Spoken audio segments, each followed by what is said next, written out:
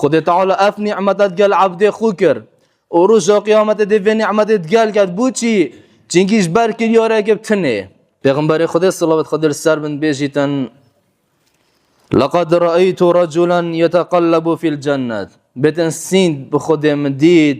ظلامك ينوف نعمتت بحشد خود گف زینیتن وکی بچیکک كيف دا قلبا ودتن پیغمبر خدا صلوات خدا سر من گوتی مدید ظلامك نوف بحشد دا قلبا ودت آنکوی نوف خوشیت بحشد دا كيف ويا گوتی این زانن این زانش بر چه خود تعالی اف نعمتت گلوی کرد گوتی ای پیغمبر خودش بر چه گوتی فی شجرة قطعها من ظهر الطريق بویا غریبه نب خود تعالی اف نعمتت گل عبد خو کرد و روز قیامت دی نعمتت گل کرد بو چی چنگیش بر کریاره که بتنه او چی کریاره روز اگه ریکا خدا چو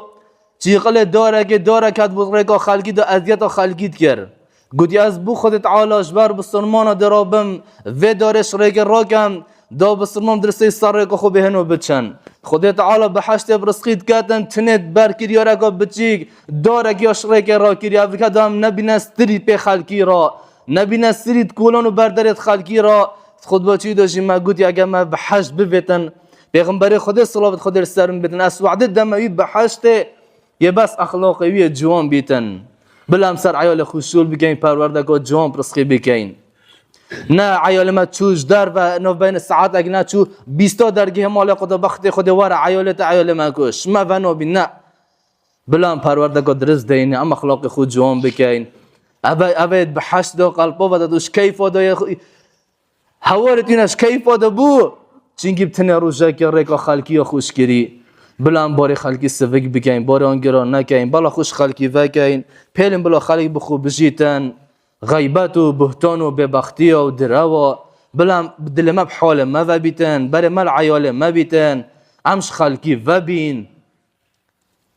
پیغمبر خدا صلوات خدا سرم بجیتن اس بوم خوشتره اگه از 6 روز اعتکاف مزگفته بکم بومن او چندش و خوشترش و اعتکاف از هاریکاری و محتاجی و فقیر اگه بقاتینم دلت خلقی دا خوش بکن بلام نبین استری سر دلت خلقی بلا خلقش بر من تارون دکان نبارینن جارتل نداتن باری وانگران نبیتن ام ده چه بین جینا خود تعالی اگه ما به حج ببیتن بلا ام نرم بین و هم حج خلقی همیه بکن